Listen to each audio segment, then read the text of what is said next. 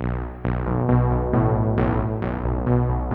now, for your listening pleasure, here's Polizzi and Rose, covering the week of media, marketing, and digital content news. This Old Marketing. Take it away, boys. Hello, my friends. This is Robert Rose, and welcome to episode number 290 of This Old Marketing, recorded on Thursday, September 23rd, 2021. And with me, as always, my good friend, my colleague, and the only guy I have to say to pick Ted Lasso for Best Actor and Best Comedy Series for an Emmy Award, Mr. Joe Polizzi. And it wasn't enough. We need more awards because that show is so exceptionally good. It's really good. It's really good. Yeah, and then, of course, Are you happy? I'll ask you this. Are you caught up, first of all? Yes, I'm caught up, and I did watch the last episode, if that's what you're going to ask me. Are you going to ask me that? You mean the most recent episode? The most recent episode, which was the beard episode. That's correct. Okay. Yeah. What did you? So I don't know if we should even go into the weeds because a lot of people don't watch Ted Lasso. But if you're listening, I just wanted to know if you like the direction. Yeah. If you like the direction. No, I didn't like it. You don't. I did not like that episode. I don't know how it moved the story along. Do you have a take? You liked it, didn't you? No. I did like it, but I liked it less, I have to say. It felt a bit like a filler to me. It felt like they were filling. That they really, I think it's a 10 episode, if I'm not mistaken, 10 or 12. That was episode 9.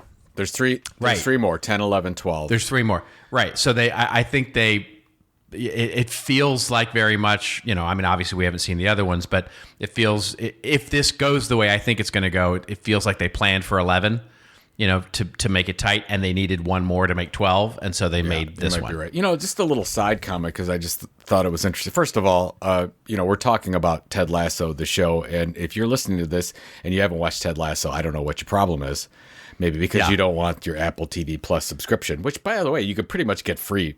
I mean, we got it for free because we are AT&T subscriber. But anyway. Oh yeah, if you go buy a bag of celery at the grocery store, you get an Apple and TV, you get free Apple TV Plus. I mean, come on. That's right. Yeah. But here's what I think is interesting, and I don't know if you've noticed this, but we love Ted Lasso so much, and have since the very first day it came out for the first season. But it's very difficult to get merch. They don't have a lot of merch. And I've been looking forever for some of the stuff. Now we have a couple shirts. Like I have the shirt from the bar, the Crown and Anchor shirt, which is a great shirt. And nice. Pam has a Roy Kent shirt because she really would rather be married to Roy Kent than Joe Polizzi. Wouldn't they all? Wouldn't they all? And I can't. And I don't falter for that. Because if there was if the real Roy Kent came to my house, I would simply step aside. That's right. I'd say you win, because I can't say the F word as eloquently as you can, Mr. Roy Kent. But this is what's interesting. I want a Banter. Banter is the sponsor of the AFC Richmond football team. Yes, that's right. And I want a Banter shirt. It's orange too. It's fantastic. You know what? Can't get one. The only place you can get one is on Etsy, and somebody made it. So the point to this whole thing is, there is a point, is if you create an amazing content brand like Ted Lasso, you have to see the other merchandise opportunities and the other revenue opportunities, and I don't know if they see that. Like, how do they not have a Banter jersey available? Right. Or a Banter T-shirt, or a Banter coffee mug. There's literally not that much. Most of the stuff that you will find, it's done by other people, mostly on Etsy or eBay, and you don't know about that quality. I will pay more for the official merchandise, and I can't get it. Of course. Why? Okay, you've been around the Hollywood types more than I have. Why would you make a decision not to do that? Is it just you don't get around to it? No. I would say that there's probably a couple of reasons. Number one, and I know this is going to sound weird, but Hollywood production companies like this are notoriously conservative when it comes to taking a flyer on some of this stuff, and they may not just they may just not have had the confidence that creating a whole line of merch was going to be a big moneymaker for them for this. They're probably more and more convinced of that now. The second reason, this is what I actually suspect, and I've done zero research on this, but what I would actually suspect is that either someone else has BANTR domain and probably trademarks on it, and and the lawyers have probably said, fine for the show, but don't make a thing about it. You start making money on it, and now you're going to have people crawling out of the woodwork suing us and all that kind of stuff. And they didn't want the press. They don't want that. They don't want somebody that's got the bantr.com or whatever domain coming out of the woodwork going, "You owe me money," basically, which they probably would lose. But because let's assume it's not a online service for dating. They would probably lose, but they don't need the hassle. They don't need the press. They don't need the social media coming after them saying, "Oh, you're just trying to sell out and commercialize the whole thing." And this poor, guy in Michigan who had BANTRs getting screwed out of millions. It's that kind of thing, right? So that would be my guess as to why they haven't done some of the other sort of, for the Richmond thing, that's a no-brainer. I'm sure they got clearance for that before they even, went on the start of the show and all those kinds of things. It's almost always a legal thing. Now, to be fair, I'm at the WB shop right now that has the official Ted Lasso merchandise. They do have a black sweatshirt with banter on it, but they do not have the jersey.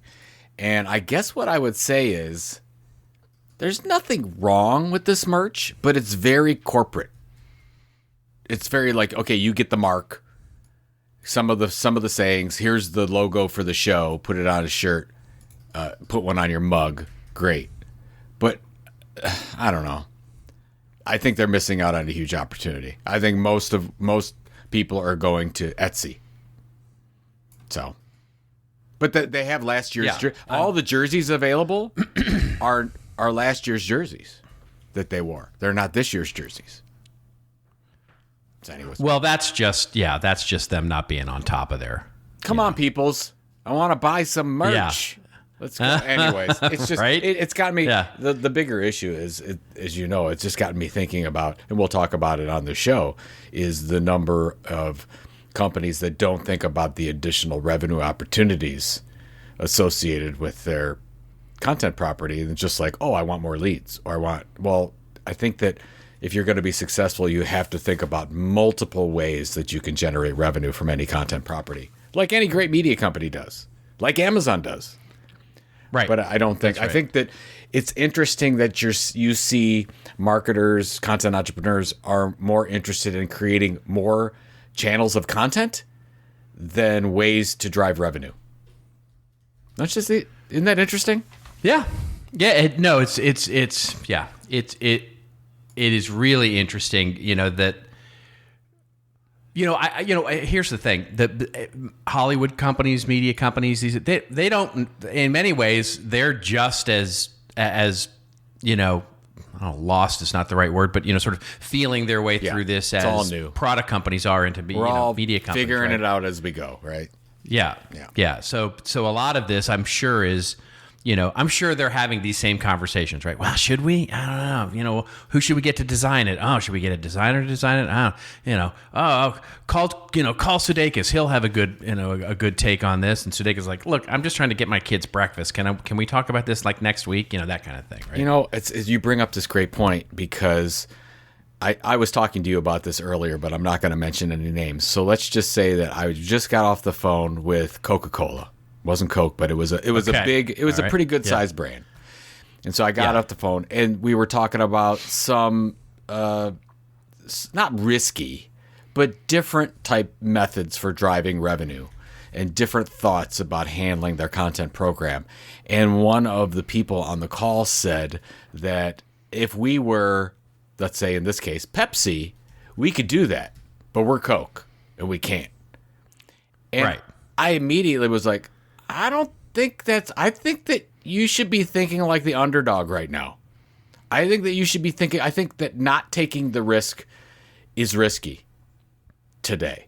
I think it's all because you're not just competing against Pepsi in this case. You're competing against 100 other entities, plus Netflix, plus Google for time and attention. We have to absolutely think differently. I don't know. It just rubbed me the wrong way. And I think to your point, I think that we're too tentative. Like we're not risk on right now. We're sort of like, oh, let's feel our way through. And I don't know if we have the time. Especially in larger companies for sure. In larger companies for sure. That's the case, right? They're so risk averse right now. And it's not just a legal or risking money thing. I think in many ways there are the unintended consequences of the social and marketing and the perceived brand and all those kinds of things as well. You've got to these brands are Ted Lasso. Think about that for a second, right? They're nursing right now an incredibly popular, wholesome brand. They can't their level and tolerance for risk right now in terms of what the brand can and can't do is running, I'm sure, at super high levels right now. Because they don't want to get called out, right? They don't want to get called out for anything, and that's and the longer they're sort of in this weird mid place, right, where they've established a brand, they've established an identity that has a certain, something to it, What's that Austin Powers thing? It's like a certain, as the French might say, something. Anyway, but they've got that, but they're not at the point where they've established it to such a point that they can't trip up. You know what I mean? There are, like to your point, Coca-Cola, right? Coca-Cola has a big enough and strong enough brand that it can trip up and make a mistake, right? So Nike can trip up and make a mistake and then boom, move back, right? So you can have a little more higher tolerance for risk once you've built up that social capital, if you will. And they haven't gotten there yet, right? They're still on that thin limb that could fall out from underneath them. So they may be going, you know what? Wait, banter, it could be sort of considered like a weird thing. It's like Tinder, but it's not. And I can see them having this sort of moral dilemma about whether to do it or not. Yeah, I know, you're right. And it's when you have that kind of success, sometimes you pull back a little bit. But man, if I'm into these things, the hits like this are so rare. I almost want, and I guess you could make the case that if you do too many little things, once you build that core content brand, you may erode the brand somehow. But I mean, I'd be thinking of an event for super fans, multiple podcasts, all those types of things, instead of and taking that brand to the next level outside of just the show. Yeah. Well, I think that comes, after, honestly, if this was classic television, this wouldn't come until after season 5. Yeah. Because after season 5 is when you go into syndication, and at syndication, your golden ticket to the Willy Wonka chocolate factory is written forever.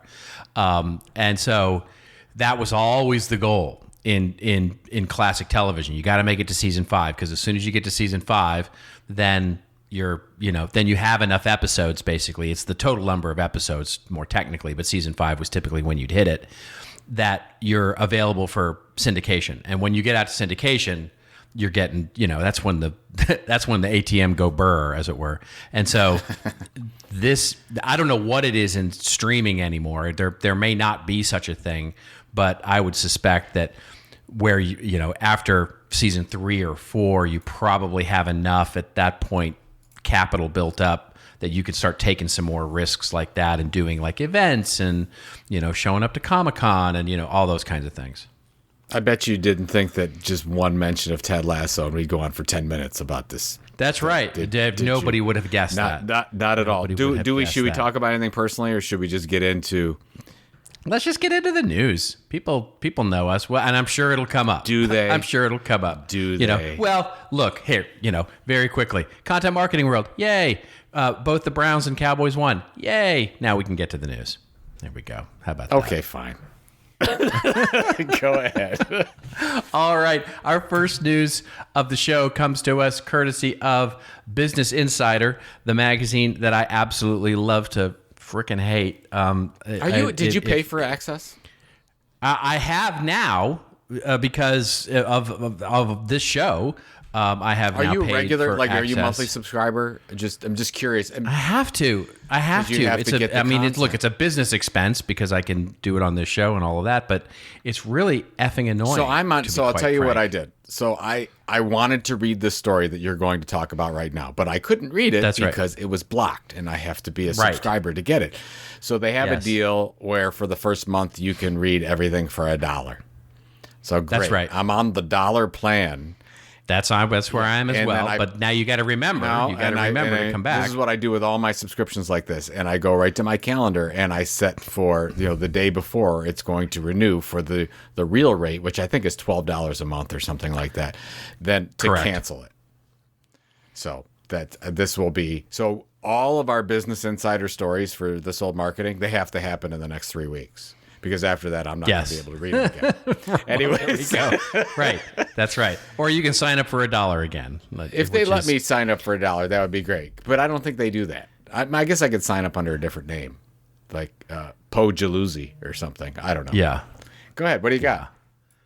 All right. The headline here from the Business Insider, for those of you who can actually access this article, we will put, of course, the link in the show notes. But just know that we didn't have anything to do. We don't get any affiliate money. There's nothing there for anything like that. It's as annoying to us as it is to you, except nobody else is covering this, so we can't find a link. Anyway, no more excuses. That's true. Here's They are the headline. old, this is an insider. It is an Inside. insider exclusive, yes. Sports Illustrated, the magazine, the media company's new betting platform, wants to show it can compete with the crowded U.S. market dominated by FanDuel and DraftKings, which we've talked about a lot on this show, becoming media companies. Here's its strategy, says the article.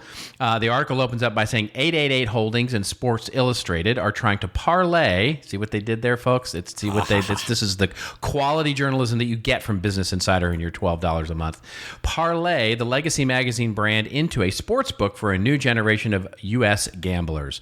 The European gambling outfit and Authentic Brands Group, which owns Sports Illustrated, launched this month the SI Sportsbook in Colorado, with New Jersey, Indiana, and Iowa coming up next. 888 is banking that the SI brand will kickstart its operations in the U.S., where the online gambling company isn't well known. ABG, the company that owns Sports Illustrated, for its part, is looking for the partnership to generate new revenue and relevance for the legacy brand.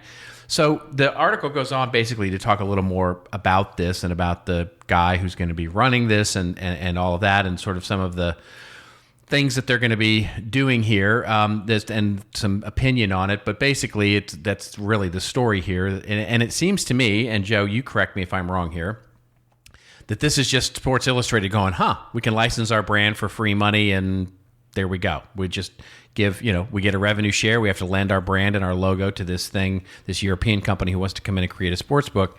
But we just got through talking about brand.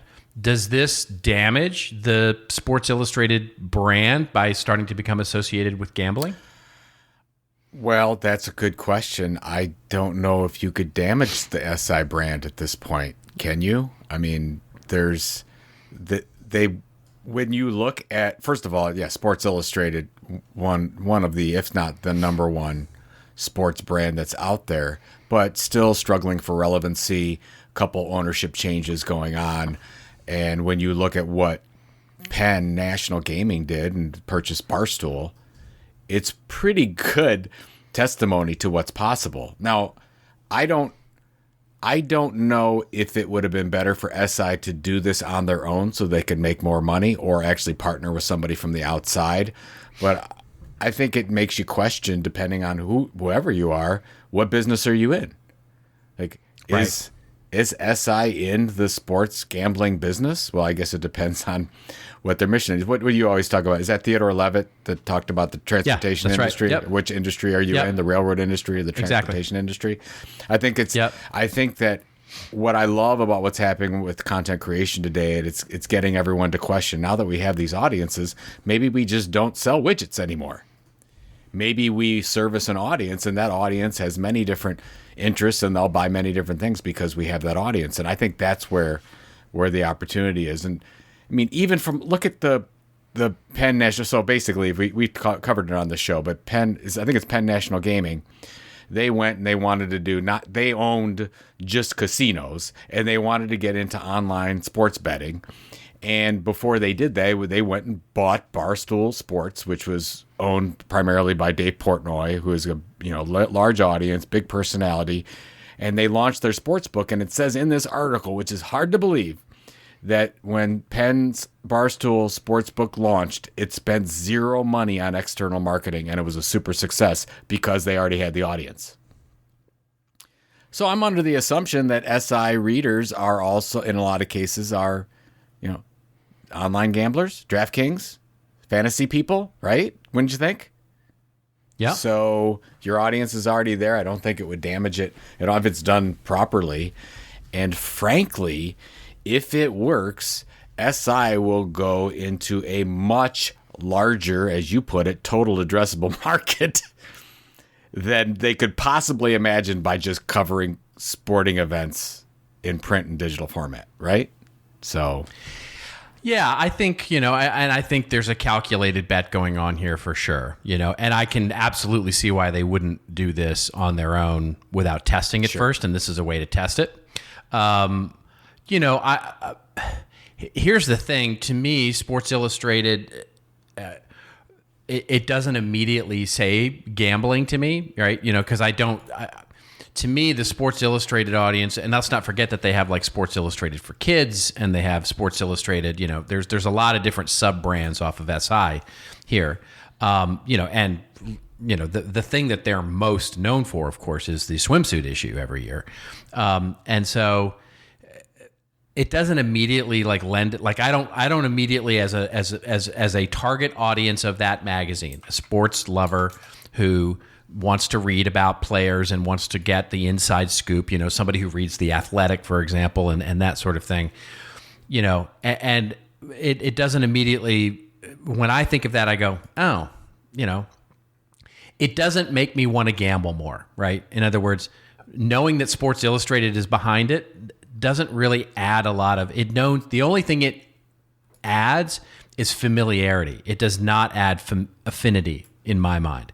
And so to me, it's like, okay, it's fine. Sure, give it a test, see if it works. But it doesn't seem like it doesn't seem like this is that amazing to me. I guess I'm underwhelmed, I guess. You're underwhelmed because you don't think this is the right decision for them to take it to the next. Well, I just think, I just don't know that I would, if I'm the brand manager or the person who makes decisions about such things for Sports Illustrated, I look at this and go, oh, gambling, yes, it's a lot of revenue, possibly, but is our brand going to add to that value? In other words, is this test even, yes, we're bringing in an unfamiliar. All that needs to happen here is something go wrong, right? In other words, the risk to my brand, just what we were talking about with Ted Lasso, right? If I'm Sports Illustrated and I go, list out on the whiteboard for me all the things that could go wrong with this, right? And there are a lot, let's be honest, that there are a lot of things that can go completely haywire here about bringing in someone new to the market, You mean in the partner? Yeah, that's right. The partner, right? And now all the things that could go wrong, with the technology, with the money, with the brand, with the scandals that could, erupt out of it. There's so many things that could go wrong. I'm not saying any of them will, but there are so many things that could go wrong versus all the things that could go right and what we add to the party. And I look at that list, and I'll have to assume that somebody made both of those lists and went, "Yep, let's do it." And I just look at that list, at least in the very, very beginnings. I've been thinking about this for 45 seconds, but that list in my head as it sits right now, I go, is it worth it? I don't know. I don't know if it's worth it or not. Unless they're really hurting. If they're really hurting and this is sort of a desperation play, then maybe I get it. But I just don't see it as sort of a cutting edge, sort of natural, like, oh my God, this is exactly the direction that Sports Illustrated needs to be moving. All right. I was typing, I was looking things up. This is the upside. All right, here's the upside for you. I looked at Authentic Brands Group when Sports Illustrated was purchased by Authentic Brands Group for $110 million from Meredith in May of 2019. All right? Right. So let's just say best case scenario right now they're worth what? $150 million? They've right. done a little bit better through the pandemic. Great. We'll add on 20, 30%. At the same time, let's go and look at what DraftKings market cap is. DraftKings market cap is $22 billion. There's your perspective. Yeah, I hear you. Why? I totally get it. Totally get it. SI could easily bet. But SI is not going to get that kind of market cap because they're not providing the infrastructure. 888 is going to get that market cap. And quite frankly, if what you're telling me is this is ABG looking at perhaps selling the SI brand to 888, totally get that. I totally get that. Now, if I'm 888, I'm going, well, let's wait and see. Let's wait and see what happens here in the U.S. And we'll see if SI gives us the lift and the entry into the market that we really hope, and we can start competing with the DraftKings, et cetera. And then we'll talk about maybe buying the brand. So you tell me that's the backroom conversation going on. I'm totally by that. I totally buy that. It's one of those game changers. It could be. You're right. We don't know about the partnership. We don't know how it's going to go. But it's one of those game changer moves that you could say if you were. I agree. I would like SI to do this themselves because to your point about is this good for the brand? I don't think it's a big move from fantasy. They've been doing fantasy sports forever. Yeah, this is a very small move. Yeah, some additional risk because of the money, and some places you can't do this, and some places you can. But if you say we have the opportunity to 10x this business in 3 years, you can't do that through media. That's true. I totally buy that. Buy that. But then I go, then I want to see them do it on their own. I agree with that. So, I don't know why they didn't make this decision to. You're right. I think that this was hey. 888 came to them with the opportunity. Let's go dip our toe in the water and see what's possible. And exactly. There you go. So it's probably exactly. Here's a free chicken dinner and a coupon to Wendy's, and let's try this as a test. Exactly. So we'll see how it goes. I like the move, and I like that more media companies need to start thinking out of the box to the point we talked about in the beginning is what business are you in? Because I think every content brand, content creator, content marketer needs to rethink what they do, what they sell, their revenue channels now because of the fact that once you build an audience that's loyal to you, you can sell them a lot of different things. A lot of different things. All the things. Hashtag all the things. All the things. Hashtag all the things. That's there right. You go. We'll be right back. Starting a business can be overwhelming. And a great way to make it simple is to go step by step. The Dot Online Business Academy offers simple, easy to follow, and completely free courses to help you find a business idea, create a business plan, build a website, and more. The short videos, bonus activities, and resources give you everything you need to take your business up and running. Hosted by industry experts such as Ryan Folan, Jason Falls, and Kim Garst, these courses also come with interesting activities and exciting prizes. For more information, visit academy.get.online. That's academy.get.online. And now, back to the show. All right, ladies and gentlemen, let's get to our second story here. And this one is also in the world of acquisitions, mergers, and those sorts of things. And this is, this one really, I think, caught me a little by surprise. and I would love to get your take on this, Joe. The headline here, which comes to us courtesy of, by the way, nobody on the planet covering this at all. This is the weirdest thing. We had to go all the way to a local television network to get coverage of this, which should have been covered It's basically just a news release that got picked up by the local television. It was just a news literally. release. Yeah. It's literally just the news release that got picked up only by the local TV. So, the PR firm here, not doing your job so much. But this got picked up by zero of the marketing rags, and we found it basically looking for things as we normally do. Anyway, the headline here is Foundry Holdings announces acquisition of Online Geniuses, the largest marketing and advertising collaboration community. By the way, big, huge hat tip here to our friend Bethany. From those of you who from the show way back, she is that with the Twitter handle that shall not be mentioned. And she sent this over via the hashtag. Yeah, but she changed her. She's Bethany Johnson is now. Right. What is she? I still can't pronounce it. Yeah, no. It's still the same. Bethany, please change it. I can't even. Bethany B. Yeah. Right. Yeah. It's all a thing. She, and it's all love, and she knows it. But thank you to Bethany for sending this over via the hashtag.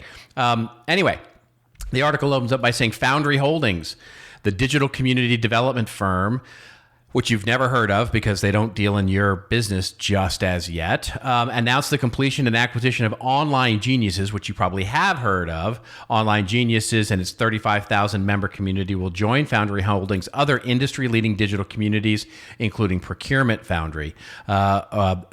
Online Geniuses, founded in 2015 by Moshe Markovich, quickly became the de facto destination for marketing and advertising professionals to gather, collaborate, and continues to experience consistent membership growth. Online Geniuses stays true to its goal of providing a free digital destination. However, to ensure the quality and integrity of the community, all members must apply for membership and are subjected to a vetting process. Most recently, in 2020, the community expanded personal and career development services to its membership via its interactive marketing place, including industry-leading job board solutions, marketplace, and member talent search. Basically, the article goes on to talk a little bit more, not too much longer, about the actual goals and merger between the two companies. You have a small take on this, Joe? I think it's nice and great and wonderful, and congratulations to OG because they're one of the great online communities for marketers out there. But other than this, it just makes total sense. I don't have a lot of makes total sense. Insight into it's that. a fine deal. Why are we covering this on the show? I think is the reason that we, in a lot of cases, we talk about and we glamorize the HubSpot bought the Hustle deal, or Salesforce bought the CMO Club deal. And what we forget is these smaller deals where I believe are the real opportunities.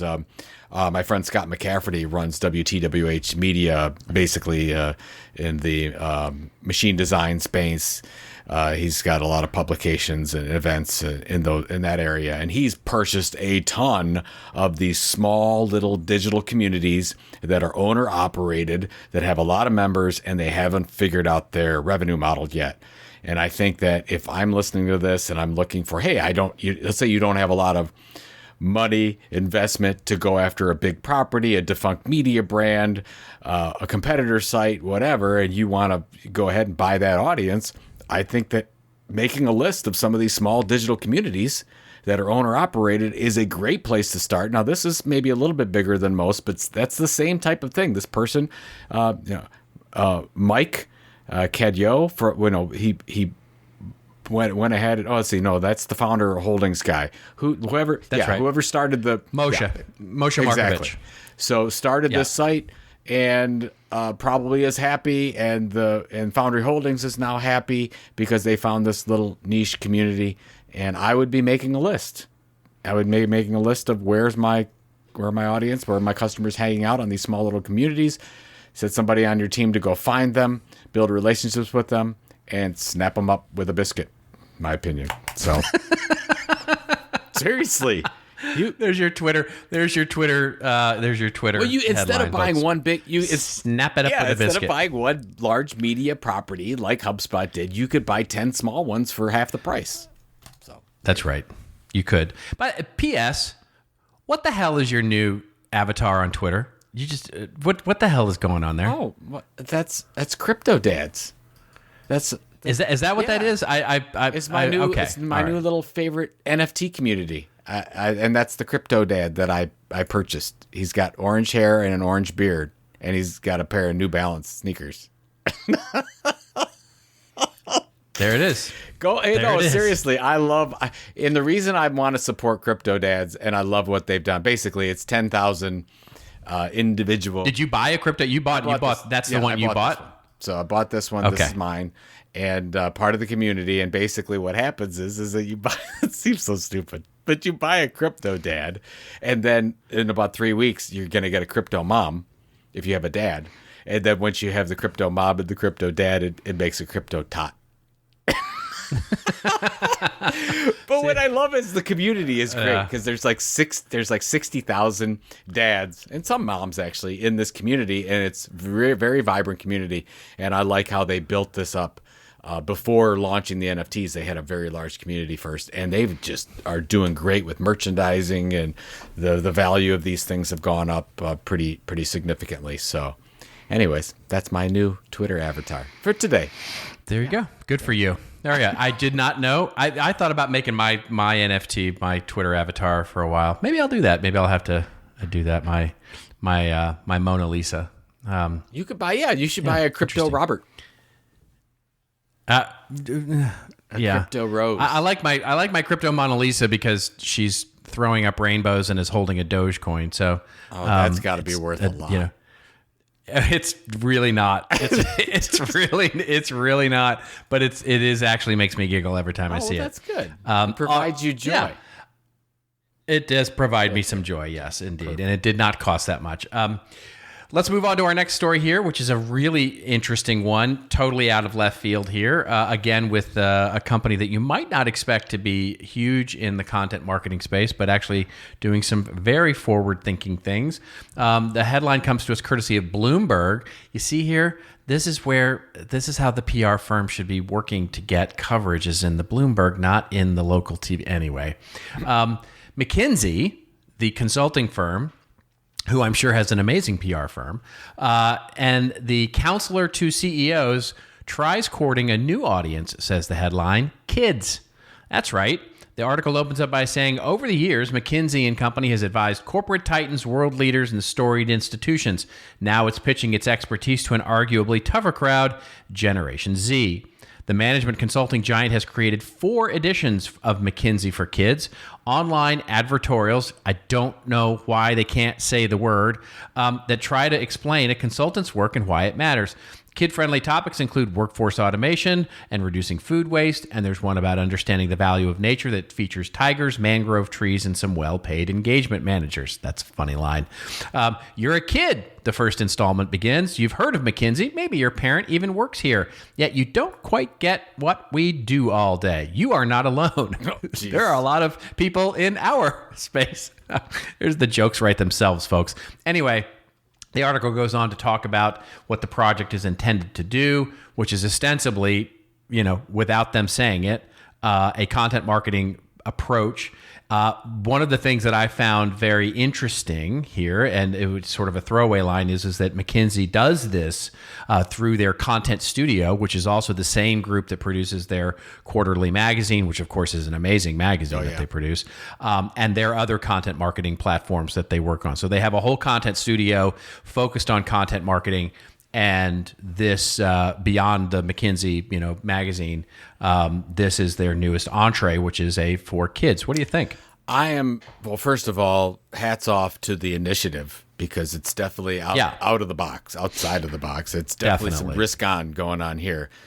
But I'm a little confused with what the overall goal here is. I mean, I know they want to tell kids. Do kids really need to know what McKinsey does?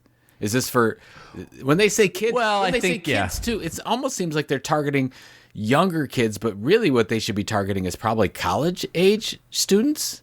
Don't you think? High school? Yeah, that's certainly. I would argue that there's a great opportunity for that. Especially if you buy into, because anybody out there in the audience right now that's thinking McKinsey is thinking the same thing I thought, which is this is an attempt to remediate the damage done by the opioid crisis that they got sort of thrown under the bus for, and so. I think that's the key here. And then you go, well, really, where do you want to focus that? College kids would be the immediate sort of answer because of recruiting and those kinds of things. This to me feels much more like an indirected target to the parents, right? This is looking to employees as well as those who are competitors. And saying basically, hey, here's something to teach your kids about, right? Because if you look at McKinsey and their major competition, folks like Accenture and, it's a huge addressable audience, right? If you look at the employees of them plus their competitors, and the total addressable market there is probably in the, low millions, right? And so they can target through their kids, basically a fun, interesting thing that gets a lot of press and that sort of thing, and maybe build a little brand affinity in the process. I think it's interesting. I like it as an experiment. I like it as an experiment, but I almost think they didn't go all the way with it because it's still a little too corporate-y.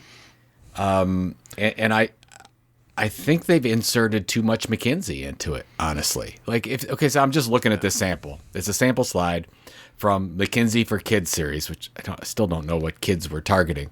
But it says, the food company chose McKinsey, but why us?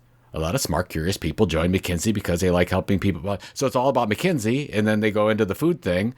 But I'm like, I think we're focusing too much on McKinsey and the service and the products we have instead of being an really interesting piece of content. They get to the heart of what McKinsey is, and that's being a problem solver. Totally, and I think this is, to me, the creative storyteller guy in me goes, this isn't for kids. This is for the adults, right? This is for, because it's built like a corporate slide. Yeah. It looks like a corporate. It is not for kids, right? It's definitely not for young kids because it couldn't be, it couldn't be more corporate looking, right? With its centered. It is very centered sans serif font, and it's very line drawing and it's very brand appropriate. It's got the McKinsey blue and all that sort of thing. And it's but to me, this goes, oh, here's something fun we could do. Let's target kids and let's write our content because, one of the things that McKinsey gets accused of all the time, of course, is speaking in consultant speak. And, you can't understand what they're saying. And it's like a doctor writing a prescription. It's like so much jargon and et cetera, et cetera. What if we did a whole series of content that basically explained what we do like you had to explain it to a 5-year-old? Mm-hmm. And somebody went, oh my gosh, we could target a whole kids book, but really it's targeted to the adults. And that's what I think this is. Well, good luck to them. It's just interesting. Yeah, when I first saw it, I read through it. I'm like, wow, this is very experimental. Kudos to them for giving this a shot. And then I'm looking at it, I'm like, I'm really not sure what we're trying to do here. And then I'm not really sure about the execution of it. But great for the experiment. And hey, that's what this is for. If they learn from it, if they get some feedback, if they figure out what exactly they're trying to target and what they want the behavior to be, great. Maybe we'll change it a little bit and take it to the next. They've only done 4 of them, so I think they're working on their 5th. Yeah. So we'll see where it goes. Yeah, we'll see how long it lasts. Or if this is just some little thing. But hey, kids, you should it already paid for itself. It already paid for itself. That's exactly right. Some of this. That's why it's funny when you see some of the. We were talking about NFTs a little while ago. Some of the moves that are going on with brands and NFTs are just worth the press that they're getting right now because they're first movers. Really. Right. It may be a stupid idea long term, but they're like, let's give it a shot. Yeah, exactly. Throw the dice. Exactly. See what's going on. All right, ladies and gentlemen, our last news item that we'll cover for this episode before we get to rants and raves comes to us courtesy of The Verge. Interesting article here to chat about. This one is about a new platform, and it's an interview with the CEO of this new platform. And the name of the platform is it actually says it. I'm just going to not keep this safe for work. FU Pay Me is the name of it, and the headline is how FU Pay Me is empowering creators. The article opens up by saying, we talk a lot about the creator economy here on Decoder, the booming business of individuals using social platforms to build audiences and then finding ways to monetize those audiences, mostly through subscriptions or advertising. If only there was a word for that they could use. There's only a word that they could actually use for that would actually explain this. God, this is annoying me. I have a whole rant for my content marketing world speech on this, by the way. Yeah, it's just so annoying. It's like they go out of their way. It's like I can literally hear them laughing and saying, "We're just not going to use it. We're just not going to use it." Anyway, build audiences and then finding ways to monetize those audiences, mostly through subscriptions or advertising. There are a lot of players in that game. We talked to the creators about how they make money, and we've talked to CEOs and CMOs about how they're spending their money. And we've talked to a lot of executives from social platforms on how they see all of it turning out. One thing I've learned, says the author of the article, from all those conversations is that the creator economy is a market just like any other, with supply and demand, but that it's also a market that is absolutely starved of information.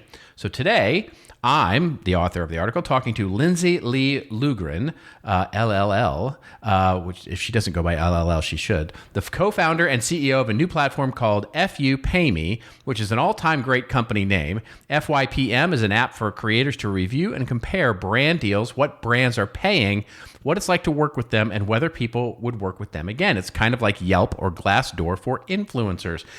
This is a really interesting platform. It's not unlike back in the day, Joe. I remember, Effed Company, in the .com days, and the whole article is really interesting. The interview with the CEO here and how they've come to create this platform and why they created the platform, but it's really about transparency in the influencer and the digital creator space to say, hey, what are you getting paid? What are they paying? What are their terms? Are they fair? Is it, sort of a review site for that? I think this is really interesting and is likely to get very successful. What do you think? I don't know. I think that just, if you have the taste for it, call it the name of the company is the reason why they got this podcast review, and that's why they're on Decoder. I mean, that's right. That's right. Because it's a very small business at this point, but great for them. I think it'll all be if they can get people to review. Yeah, if they can get them, and they probably are getting loads of them because they're all reading this article. So it's great. It's good traction here. It would be a wonderful data play. So I hope it's successful. I do have.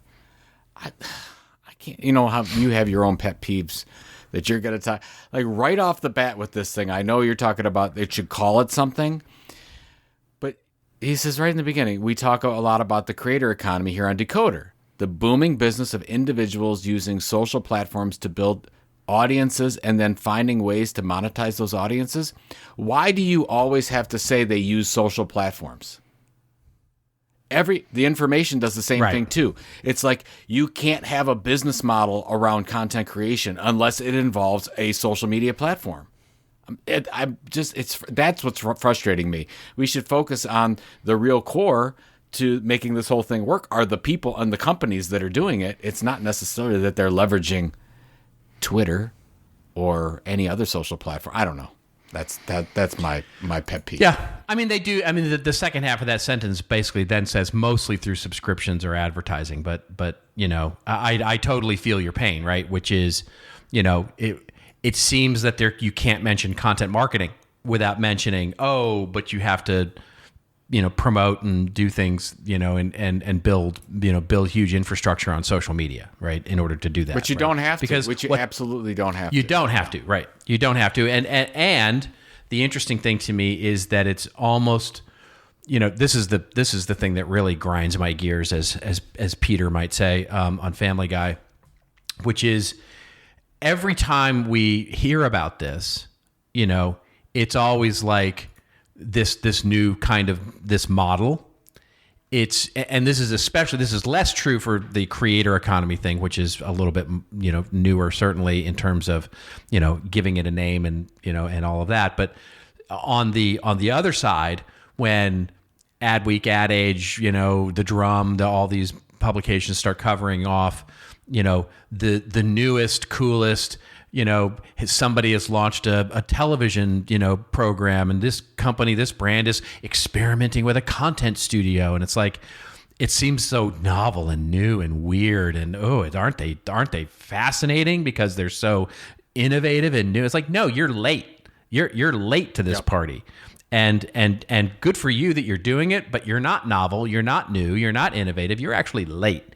And that in accompanying the whole point that they can't seem to say the word is what, and that's my fault more than anything else, right? I'm not out there, being provocative and trying to get these people to actually, I'm not out there poking the tiger like I should, but it's still annoying nonetheless. Yeah. I want people to use the term, but I'm more concerned about how they define what's going on. You're right, that it's new, that it's different, and when do we get past that whole thing? And then when do we get past the point where we're not completely beholden to these rented platforms? It's just freaking ridiculous, because there's a lot of people that read The Verge. There's a lot of people that listen to the Decoder, and they're immediately going to think, oh, this is the gig economy. This is a side gig. This is a side hustle for these people. And it's so cute that they created this FU Pay Me platform. But these are for other people that's not me. This is a very new thing, and strange thing going on. Right. That's right. Yeah. I'm waiting for the article from, Ad Age or Adweek to go, L'Oreal, the huge makeup beauty brand, has launched this new, innovative new experiment. They're called 30-second spots, and they're aired on television. And it's this amazing new world of short-form content that actually convinces people to buy products now. They even provide a 1-800 toll-free phone number that you can call to acquire those products. It's amazing. It's innovative. It's a weird experiment. The CEO of L'Oreal said, yeah, we're into trying innovative new things all the time here at L'Oreal, and we believe this 30-second spot on a television commercial is just the thing to kickstart our marketing and customer experience into gear. That is so good. You should write that article. Oh my God! Because you know exactly that happened in the 50s, probably, right? Is what I don't know, but I'm expecting it any day now, right? I'm expecting there's a new thing called a banner ad that people are just so excited about. They're talking about this being the banner economy. Oh, I bet there's got to be one out there about marketers seeing newfound salvation in billboards. There's got to be. Exactly. Right? We've already seen the gracious. ones about print magazines. A lot of companies are saying, "Oh, we're rethinking print because we can getting the attention of people through the post is something that we should look at again." But Joe, it's not print magazines. It's the new print experience. The new print experience that we're creating with long form content and long form media is created in a print experience studio with it's like we're calling it the PEE, the print experience environment. You're probably right about that, but I don't. Oh my goodness gracious! Good. But anyways, hats off to these. Yes. Two Indeed. entrepreneurs for starting something. I played around a little bit on it, and it's interesting. Did you sign up and make an account and all that?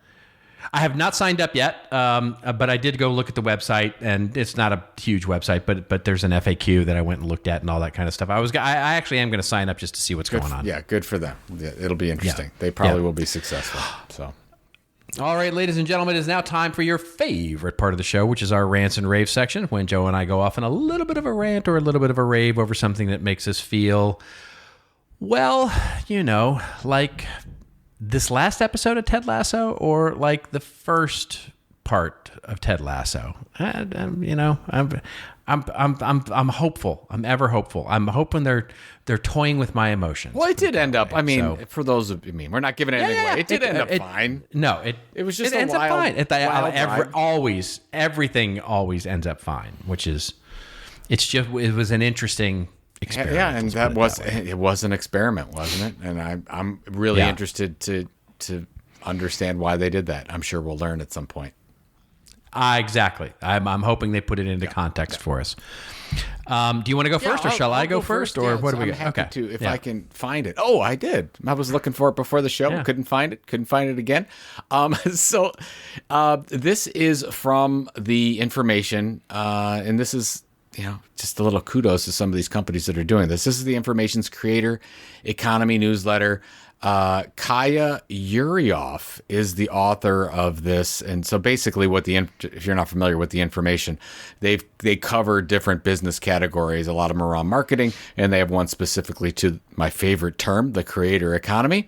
And this one covers what some of the larger brands are doing with their creator programs. And I thought this was interesting because I just think it's good for us to realize that you've got Disney. This article talks about Disney launching its Disney Creators Lab, and you've got Chipotle launching their creator class. And I want to shoot a little rave out to Chipotle because I think they're doing it the right way. So from this article, it says Chipotle is putting some money behind its creator class, which works with influencers on how to grow the brand. 15 creators will participate to start, including TikTok stars Newton Nagian and Nina Marie Danielle. And participants will earn some money, although Chipotle doesn't say how much, as well as free Chipotle meals. And what I wanted to talk about is, first of all, every major brand in every industry is launching a creator program, creator lab, whatever. It's basically what they're calling their influencer program. It's just interesting to know that this is going on. Second of all, what I love about what Chipotle did is they're focusing on I guess it's the influencer middle class, I guess you'd call it. They're not the very top, and they're not the bottom. They're sort of in the middle. They've got an audience. They're not going to cost them an arm and a leg, and they are shepherding them through the process. There's a lot of education. They're in it. It's a win-win situation with Chipotle's trying to help them build their platforms. They're trying to help Chipotle. It's a true partnership. They're individualized with each creator, and they're starting with very small amounts of people so they can focus, they can figure out what works, and they move on. I think this is just a great thing to look at. If you're thinking about doing this, this is the way to do it. You're not going to focus on the Mr. Beasts of the world or whatever. Focus on some of the other ones. And what's great is, if you're a brand, you probably already know who these people are if you're doing your work. So don't go after somebody that hasn't been talking about your brand or your industry or has a passion for the same thing your audience does. Figure that out first. You already have the list, and then reach out to them. They probably would be thrilled. Some of these partnerships don't cost a lot of money.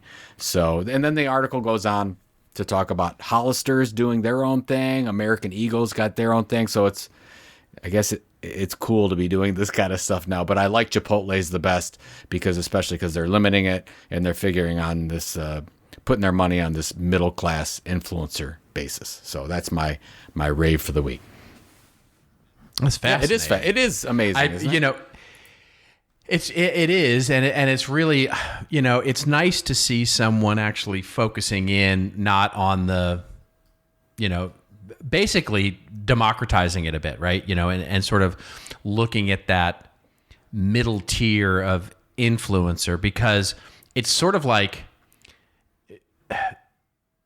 there's an empowerment in that. It'll be really interesting to see what the results of this end up being for them, because there's something there, right? Which is, because you got to figure that in many ways, those middle-tiered influencers, your TikTok stars and those kinds of folks who are going to be reaching people are reaching the exact kind of people that they are, right? In other words, you're not going after some super rich or super big star who is reaching hopefully your target audience. You're going after your target audience as an influencer, and they're reaching your target audience. You know what I mean? So I don't know. I just think it's a really interesting idea in terms of the way that they're approaching this. It'll be interesting to follow. I think it's just another important thing. We were talking about this before, but when you look at influencers too, and you look at people to reach your audience and grow your audience, you also have to look at your employees. I mean, you just have to rethink. Right. Oh, for sure. You have to rethink that not everything has to come from the corporate brand. You know, it's really, really smart to look at the individuals that have a stake in what you're trying to do and want to help you out because they work for your company or they're vested in your mission. So it's the topic of my letter this week. My weekly letter that I do for CMI is the power of the when you're a content marketing organization in your company, you are not you unless you are the storyteller, which should be rare. You are not the storyteller. Your storytellers are the storytellers, exactly right? In other words, your frontline workers, your salespeople, your executives, the people who deal with customer experience every day, they should be telling the stories that you're writing. And you got to think of yourself more like a movie director than you do a stand-up comic. So it's about empowering those people to tell a great, wonderful, valuable story. Good point. So great. Okay.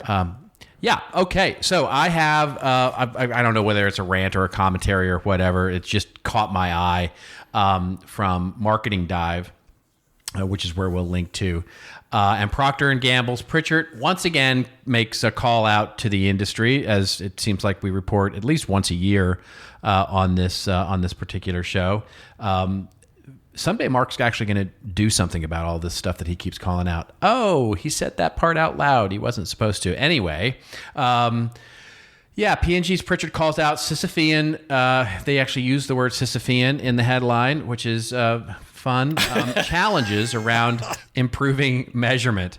The article opens up by saying, despite several years of an industry-wide focus on improving measurement and transparency in digital and elsewhere, the space continues to encounter steep roadblocks that could demand greater collaboration to solve, including among trade organizations, according to Procter & Gamble brand chief Mark Pritchard, who was a keynote speaker at the Advertising Research Foundation's, ARF, Audience X Science virtual conference on Tuesday.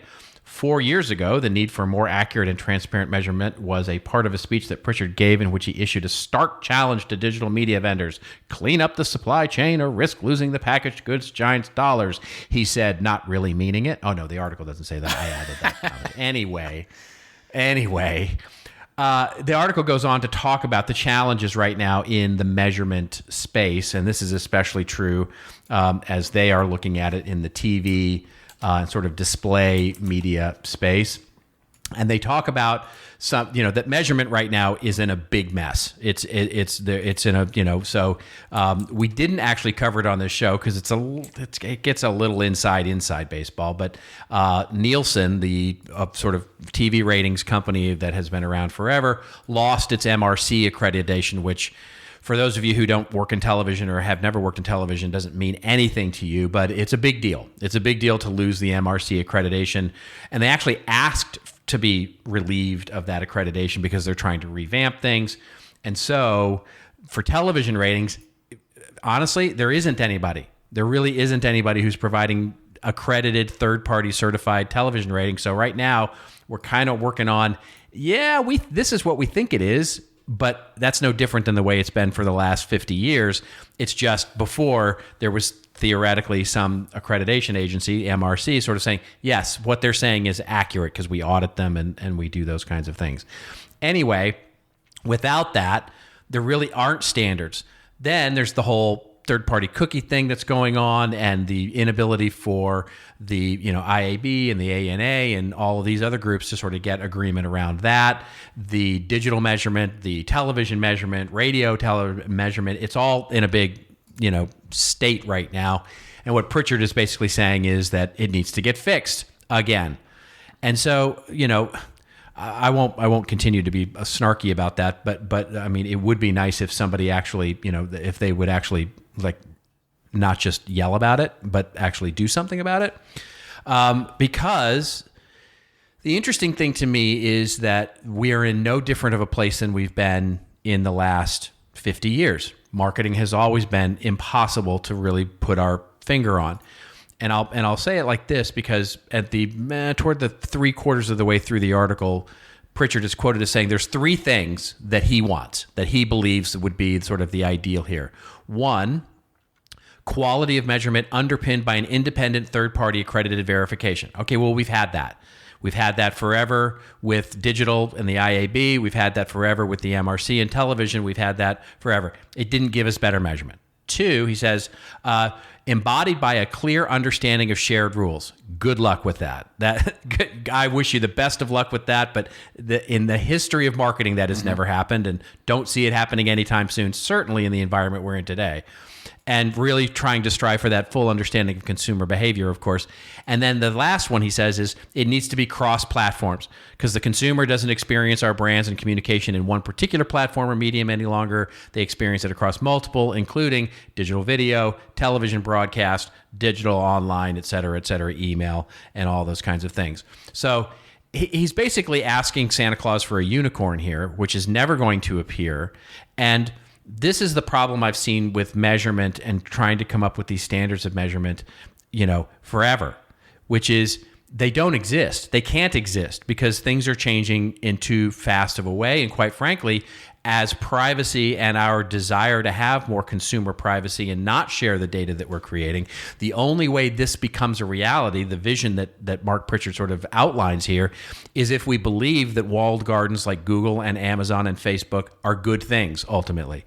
If we as consumers believe those are good things, that we only get our entertainment within these walled gardens, well then yes, all of these things, an independent third-party registered certified set of measurements that's cross-platform, et cetera, is possible because we could measure them across everything of our Facebook email and our Facebook television and our Facebook video, online video and our Facebook digital experience and through our Facebook text messaging and through our Facebook-driven app.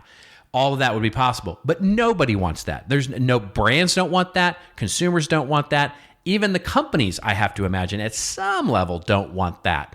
So ultimately, the whole environment of marketing, in my opinion, is made much better if it has these competing ideas for what is actually out there, getting measured, and the way that we measure it. It's been the way it's been forever. And so that enables us with diversity. It also enables messiness and chaos and questions, and which is always what we should be doing. And we should just stop trying to make marketing a full-on algorithmic science, and we should just recognize that it's an art and a science. And sure, get third-party ratings when we need to. Sure, get the accreditation for the people who are providing measurement. Sure, have them certify that through auditing. All of those are great, wonderful things. But stop trying to make it the panacea that it never will be. And that's my rant.